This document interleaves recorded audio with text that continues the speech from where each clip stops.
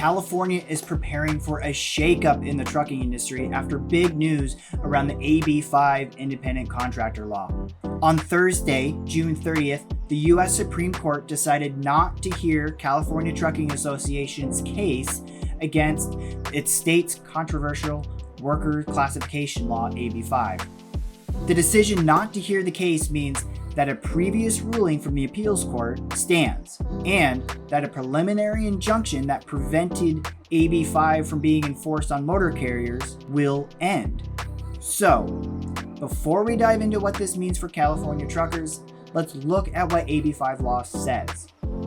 AB5 basically has an ABC test where a worker is presumed to be an employee unless the employer can show that all three of the ABC conditions are satisfied. The trucking industry specifically has to worry about the B condition.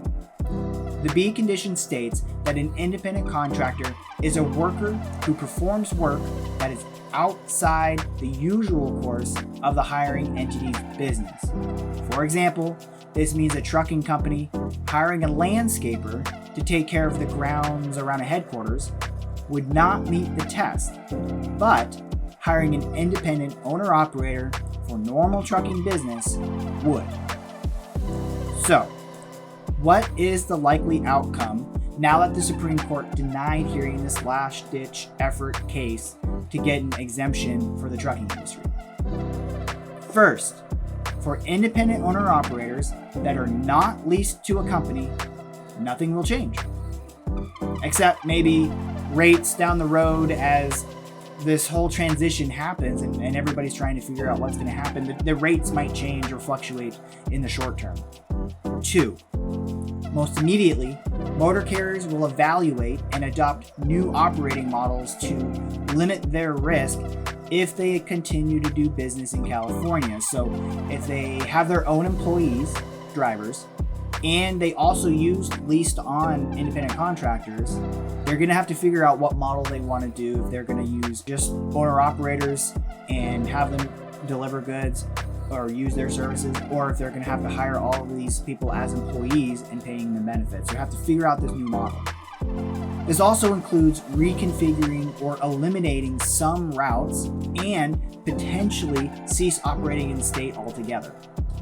If a lot of carriers follow this route, this would leave the remaining carriers in the state to offer diminished services. And again, this could affect the rates.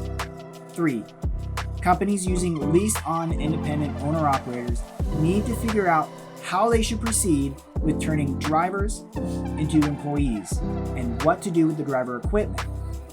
For example, dry edge drivers should now be looking at what company they want to work for, as port companies that utilize independent dry edge drivers will most likely turn to an employee model. In general, this could increase equipment and labor costs by as much as 150% or more for these companies, according to the California Trucking Association, because the law requires these companies to pay health insurance and other employee benefits.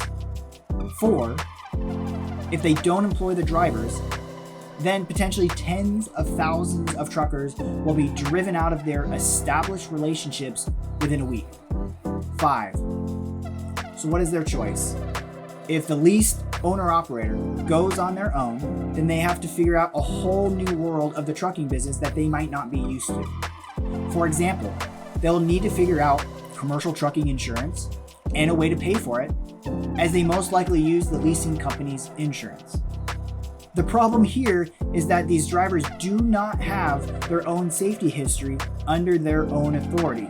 So they are basically starting over unless an underwriter can get the data from the motor carrier with all the claims by driver. This is critical to help these drivers get more affordable insurance by having safety history data on record. Additionally, these drivers have to figure out their own routes, schedule, customer contacts or use load boards, and what to charge for their services.